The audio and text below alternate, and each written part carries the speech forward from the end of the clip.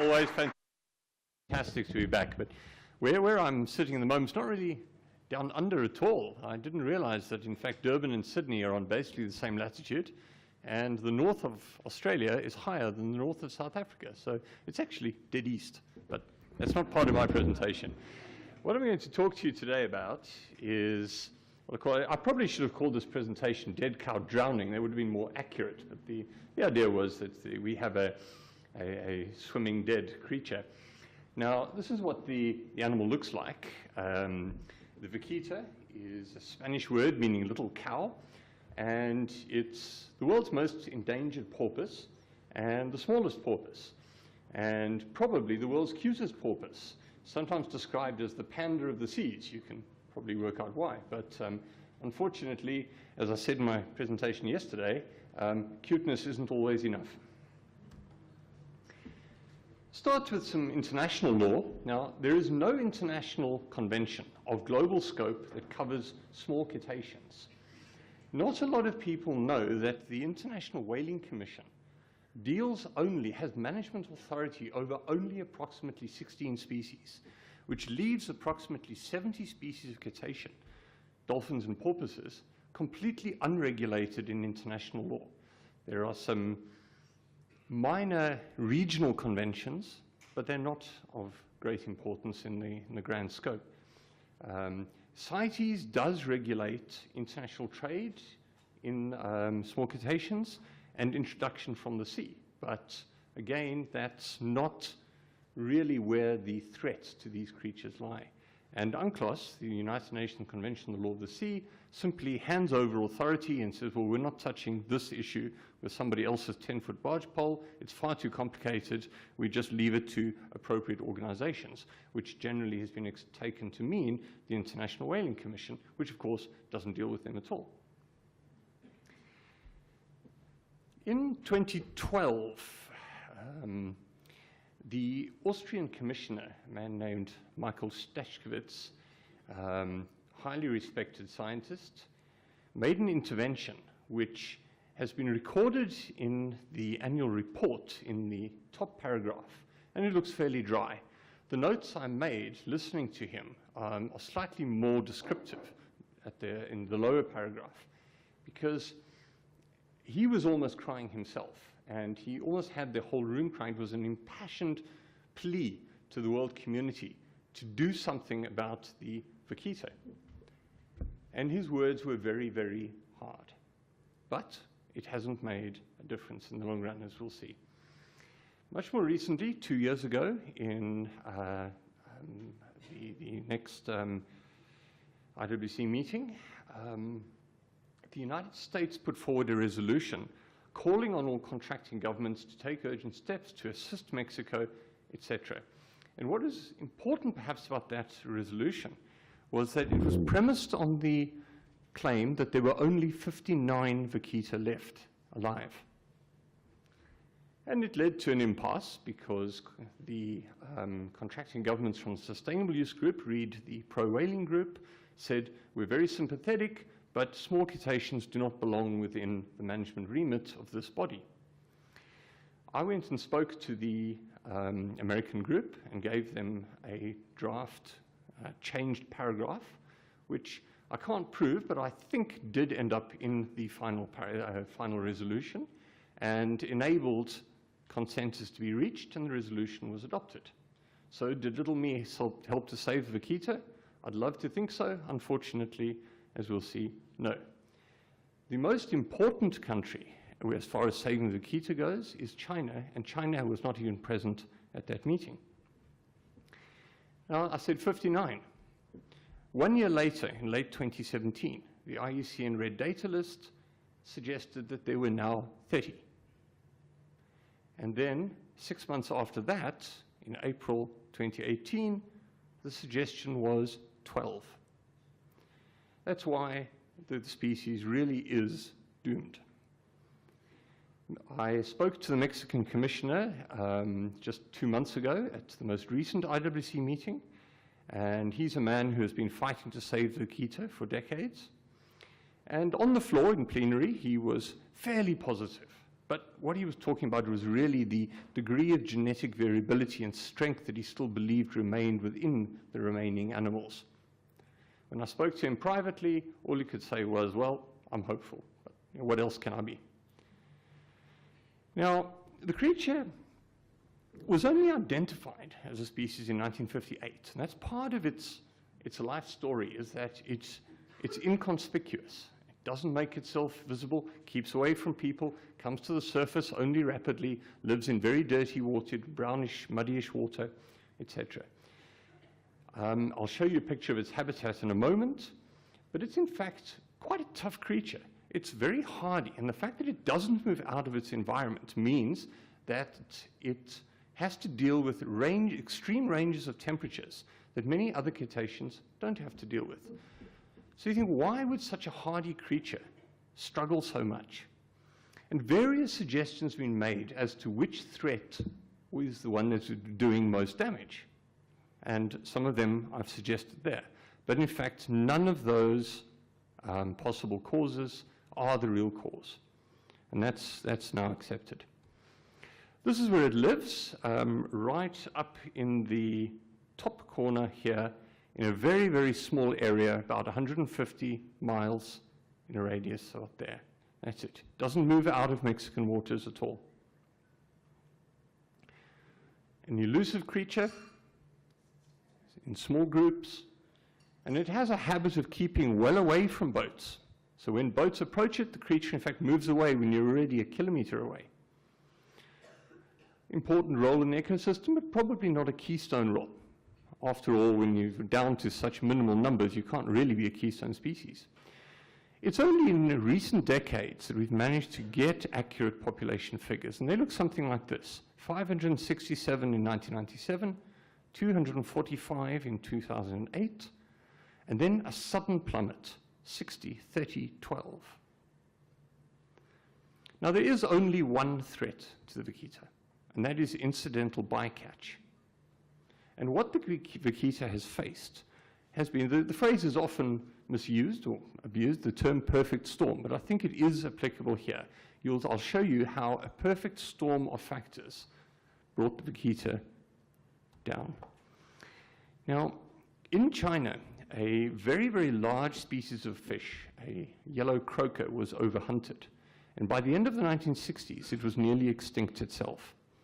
But early in the 1900s, Chinese immigrants to the United States, to California, obviously used to the croaker, had discovered a similar fish called the totoaba. And the totoaba was then overhunted. Highest point, 2,200 tons caught in 1942. That catch then dwindled until in 1975, only 59 tons were caught. 1975, Mexico closed the fishery. 76, first marine fish listed by CITES. But despite the fishery being closed, it never stopped. So totoaba have continued to be hunted, and as we'll see, are still hunted today. And then other fisheries began, especially a shrimp fishery, to supply the American market. That's the totoaba by comparison to the Vaquita. The totoaba is a very, very large fish. It can, in fact, become considerably bigger than that. I'll come back to the totoaba. Now, Mexico has not done nothing, and this really reflects the efforts, the conservation efforts that have been made. Listing on Appendix 1 of CITES, listing on the United States as endangered species list. The United States does affect the Vaquita, affects its habitat, although it's not technically a range state. Then in 1993, an important reserve established, a biosphere reserve, including a nucleus zone, which was to be a Vaquita reserve, and gill nets were not to be allowed in that area. But enforcement was slack, and nothing very much happened. Importantly, then in 1997, a committee was established. Extensions were made to the area. So from the sound of it, Mexico was doing everything right. These are very familiar steps that can be taken. Nothing out of the ordinary, perhaps, but the standard steps you would expect. In 2008, a new action plan trying to take a real proactive, community-involved step and bring the communities on board. The area featured very, very poor fishing communities. Now, large amounts of money committed and various options explored, trying to persuade fishermen either to give up their fishing efforts or to adopt new fishing techniques that would favor the Vaquita. But it was not a very successful effort. Many fishermen were resistant. Many, in fact, protested. There were demonstrations and very little understanding of the value of what was being asked. Tourism efforts were promoted, and many fishermen who did opt for the buyouts and then set up small hotels found that they simply weren't attracting clients at all. And obviously switching to tourism is something of a mantra, but it does take far more than that. Running a successful tourism business with all of the administration, the advertising, etc., that's involved is not as easy as it sounds. Now, over the years, as the Mexican fishery has changed shape, so the numbers of fishing boats have increased exponentially. More and more people have moved to the area, more and more people are making a living out of fisheries. Mostly using these small boats called pangas. And what the Mexican fishermen are doing generally is trying to fish with gill nets in order to catch especially totoaba, and I'll show you why. Unfortunately, the Vaquita is basically the same size as the totoaba, so the gill nets aimed at catching the totoaba catch the Vaquita also. A gill net, if you simply had a net acting as a wall with a very small mesh, a fish would bounce off it and carry on. But you want something that has mesh size large enough for its head to get into so that it can then get stuck. Something then happened. So Mexico had launched this ambitious PACE Vaquita program. It was trying to control the steps. But then several things happened that were beyond its control. The one was an economic crash worldwide. And then the Chinese government tried to deal with the effects of that crash by providing citizens with a stimulus package, financial support. And curiously, those people did not reinvest that in the stock market. Instead, what they did was they started to invest in assets as they saw them. And one of the assets, curiously, was totoaba swim bladders. Now, it might sound like an extremely peculiar thing to want to invest in. You might think gold or platinum, something like that. Why a swim bladder? But that's what happened. And that drove illegal catches of totoaba. The next thing that came factored in was a sudden crackdown on the drug cartels by the Mexican government, making it more uncomfortable for drug cartels to smuggle drugs and deal in drugs. They, of course, then looked for alternate livelihoods and found various unsavory practices like running prostitution rings and engaging in organized kidnappings. And then they saw an opportunity in promoting illegal fishermen, local fishermen, to catch totoaba so that could then be sold to the Chinese market.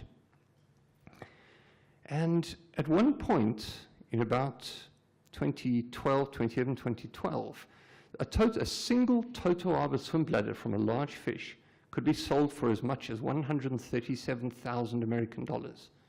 That's an awful amount of money. Now, that was at the high point. The price has since dropped. It's only about $20,000. But you can see that for a Mexican fisherman looking for a way to supplement his income, if he can catch several totoaba in a single pass, that's an enormous amount of money.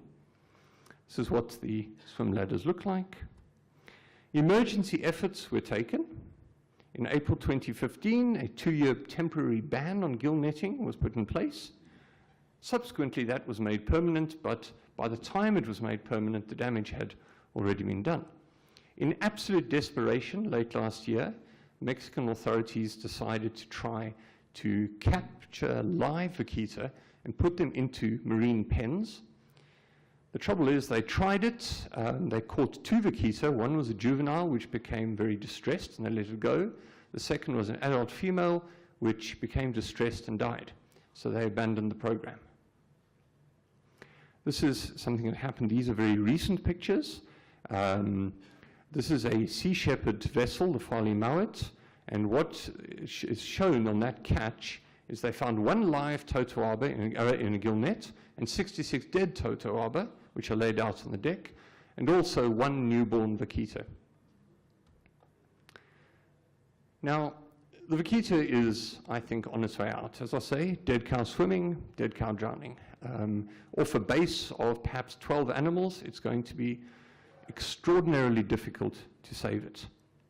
So the best thing we can do then is look to lessons that we can learn from its sad tale. Many small cetaceans are endangered, and Vaquita is not likely to be the last to go extinct. The baiji is an interesting one because the baiji officially went extinct in 2008, the Yangtze River dolphin. I was told a couple of months ago, privately and in some confidence, that there may have been some evidence very recently that baiji are still alive, that one or two or a small group may have been found. So it may be that the Vaquita will eventually claim the status of being the first cetacean to be driven into extinction. But technically the baiji was the first, as we understand it. But many others are endangered or very vulnerable. Some of them are these. The top one leaping out of the water, Mauis Dolphin, a subspecies of Hector's dolphin in New Zealand waters. And if a country as concerned about cetacean conservation as New Zealand is, can't protect its own population of a certain dolphin species, how are developing countries supposed to do that? It's very, very difficult. Looking for lessons, and probably what I should just do up here is say, it's very difficult, we don't know what to do, and then I would be in keeping with most of the speakers we heard yesterday. There really is not much else one can say. These things are so difficult, and it's so difficult to get any action going. Science has not been a problem with the Vaquita. It is the management and the enforcement of the regulations that has failed. But I think there are other problems that we can draw out. One is this idea that in some way all fisheries can be made to be sustainable. There probably are fisheries that can't be. And when you're dealing with a species as critically endangered as the Vaquita, that probably is a situation where it was time simply to stop fishing in the area completely. Bycatch is very difficult to manage. There's no direct targeting of the Vaquita. Nobody catches it for the pet or aquarium trade. Nobody tries to eat it. In fact, if one is caught, fishermen nowadays generally try to cover up the fact. Many fishermen in the area would never have seen a Vaquita. I saw one estimate that the likelihood of a fisherman catching a Vaquita in bycatch is 0.02. And that makes it, in fact, 0.002. And that makes it very difficult when somebody doesn't even have any chance of seeing the creature. How do you explain to somebody that that's the creature that's worth protecting, and that the person should then change his or her entire lifestyle in order to do that? Now, we often talk about using different conservation tools, especially in developed countries. We call that smart regulation, multiple use instead of single policy instruments. But the Mexican experience has probably been that led to chaos, that using different techniques instead of focusing simply on one or two simple techniques and enforcing those was too difficult. There's an advantage to having iconic, rare, and extremely endangered species in that you can often use them to promote conservation actions and get buy-in because of that. But it's important to understand the context, the place, the people with which you're working. Mexican regulators never did manage to achieve cooperation from the fishermen. It's too difficult to go back and say, well, what approach would have worked better? One approach that I saw described was to go to the communities and say, before you even mention the endangered species, say to the community, how do you see your future? And then let's see how we can make the conservation effort fit into that. Now, that's really my last slide on the Vaquita. But I wanted to draw some local parallels, that I wasn't simply talking about a species on the far side of the world. So in keeping with the idea that it was an interaction and relationship between a Chinese market and a Mexican species, I thought I'd look at a number of examples of species that are affected by the Chinese markets locally. And I think that what we need to start doing is predicting problems before they arise and predicting what drivers are going to lead to problems. 12, 13 years ago, how many people saw Vietnamese trophy hunters coming into the country and said, that's going to lead to the loss of nearly 10,000 rhino in the next 10 years? We didn't wake up to it. Perhaps we could have done better. Perhaps we could have said, there's something very strange going on here. Vietnam has no sport trophy tradition. Why is this suddenly happening? And perhaps we could have taken steps earlier. Perhaps when China began to move into Africa in 2005 in a concerted effort to expand its mining operations, perhaps we should have seen that that would lead to a resumption in ivory poaching. We were complacent. We thought that the Appendix 1 listing on the ivory market had, in fact, for better or worse, led to a decline, a marked decline in poaching. This is one of my favorite examples of smuggling ivory. Kenyan macadamia nuts, which are in fact carved ivory balls. Not wildlife, but just as disruptive for societies in Africa. As China has done more in the last 30 years to raise its people out of poverty than any other country has ever done so rapidly, people's annual income has increased from $1,500 a year to about $12,500. And that has given people far more disposable income and enabled them to purchase things that they didn't have access to before. And one of those, strangely, is a substance called ijiao. I'm not quite sure how you pronounce that. It's a sort of tonic made from donkey gelatine, from boiling the hides of donkeys. That has led donkeys to decline in number in China from 11 million to about 5.5 million. It's also led to an export of the demand. 8 African countries have now banned the export of donkeys and donkey hides. Niger, Tanzania, etc. Others, like Nigeria and Kenya, are opening dedicated donkey abattoirs to supply the Chinese market. And if you think about the role and the importance of a donkey to African society, as wealth, as transport especially, losing a donkey or having to sell it, because if you don't sell it, it'll be stolen next week anyway, it has been incredibly disruptive to countries. I'm coming to my last slide, almost, second last slide. We could possibly have seen that there would be a surge of demand for pangolin meat and scales, which would be exported to Africa. My last slide. Who can we blame for this sad tale of the Vaquita?